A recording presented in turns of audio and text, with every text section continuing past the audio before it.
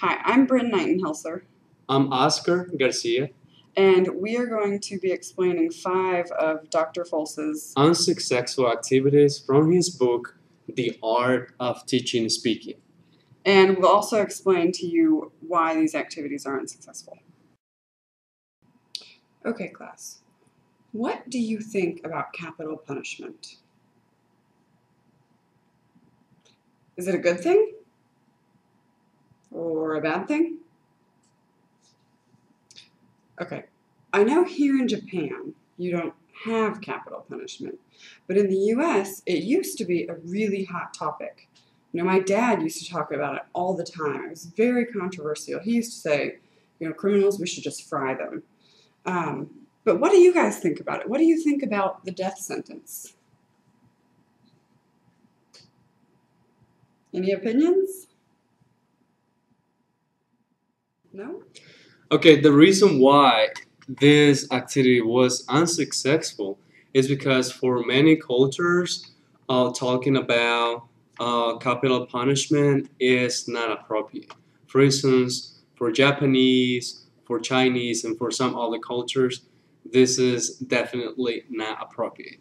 Another reason for this is that students did not have time to respond and they didn't interact to one another.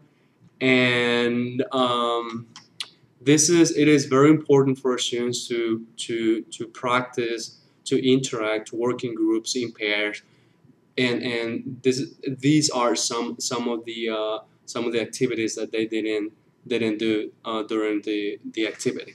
Another reason is that usually when we have a discussion, we talk about differences and not similarities. Okay, today we're going to review the body parts that we've been learning by playing a little game. It's called Simon Says. And everybody's going to stand up, not just yet, but everybody's going to stand up, and I'm going to say things like, Simon says, touch your nose. Okay, and everybody, all of you, will touch your nose because Simon said to touch your nose. Okay, now if I say, touch your nose, instead of Simon says, touch your nose, then you're not going to touch your nose, right? You're just going to stand still. Okay, now let's start. Okay, everybody stand up. And since we really want to focus on listening instead of watching what other people are doing, let's everybody close our eyes. We're going to keep our eyes closed for the entire game, okay? All right. Let's start. Everybody, eyes closed? Okay, good. Okay, Simon says, touch your nose. Good, good, good. Simon says, touch your knee. Good. Simon says, touch your elbow. Good. Touch your toes. Simon didn't say. Okay. Simon says, stick out your tongue. Come on, stick out your tongues. Oh, come on. Nobody can see except for me. There you go. There you go. Good. Not everybody, but okay, good. How about Simon says, shake your booty? No? Like shake your behind? Okay, maybe you don't understand that one. That's okay. How about Simon says, touch your belly button?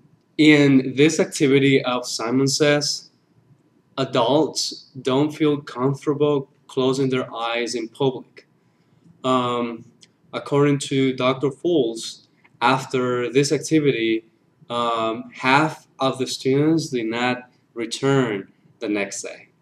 So this is very inappropriate for adults. They don't like to show their tongue, and they don't like to do this kind of activities that usually are for kids.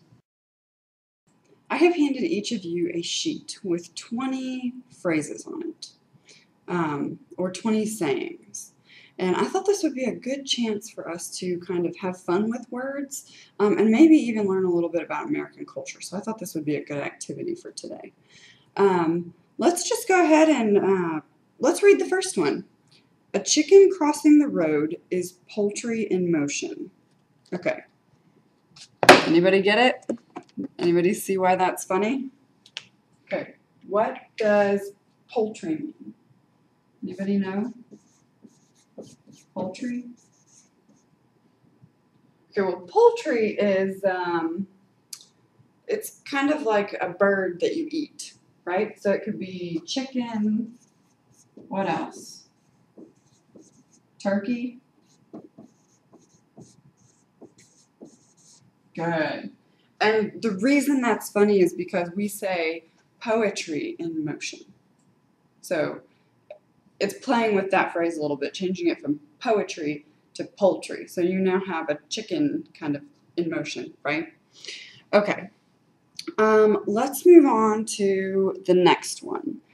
Those who jump off a bridge in Paris are insane. Does anybody understand that? Let me erase this one real quick. Okay. So, insane. Does anybody know this word? It's a river in Paris. So, if you jump off a bridge in Paris, you are jumping into the Seine River. Right. Okay.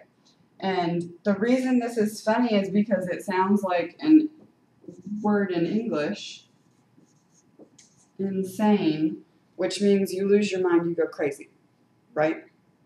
Does everybody get that? Well, okay, why don't you get your dictionaries out and I'll come around and help you in groups. So get in maybe groups of 3 or 4, get some dictionaries, and maybe we can figure out the rest of these all together. Sound good?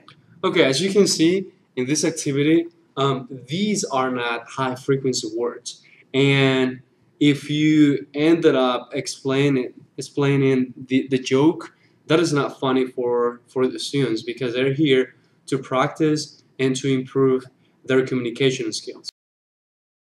I have given you each discussion cards with discussion questions on them, and you've all had a couple of minutes to look them over and think about them. So why don't we kind of share our answers now? Who has the first question? What is your favorite color and why? Ahmed? Blue? And why? You don't know? No reason? You just like it. Okay. Well, that's okay. That's good enough. Who has the next question? Which color is better for a car? Purple or green? Yeah? Green? Why? You've never seen a purple car before. Okay. Okay. Good answer. Good answer. How about the next one? What is your mother's sister called?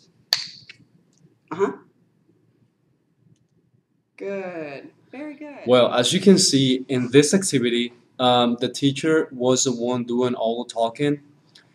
This activity really didn't generate a discussion, and students didn't really feel that this was meaningful to them. It was more of an isolated activity that they were talking about colors without having a reason to do that.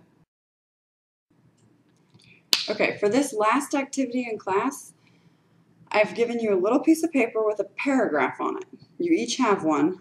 The first thing I want you to do is read that paragraph silently to yourself, and I want you to circle or underline any words or phrases that you don't understand, okay? And when you've done that, I want you to find a partner who was born the same month as you, okay? So if you were born in July, somebody else who was also born in July, right? And I want the two of you to work together to make sure that you both understand all the parts of the paragraph, okay? If there's words that you both don't understand, you can ask another classmate or you can ask me, okay? I'll be happy to answer that also. And after that, I want you to find another partner, okay? Somebody you don't usually work with, somebody you don't sit near in class, somebody kind of new. Make new friends, okay?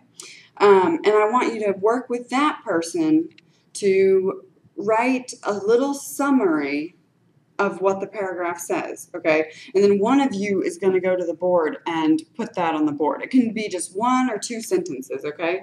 We really want to work on summarizing this paragraph really nicely. Okay, any questions? Well, as you have seen in this activity, the teacher's directions are too complicated and instead should be given one at a time. Now you know how not to teach. To see an example of how to teach, please see our video in which we demonstrate 5 of Dr. Folse's Successful activities.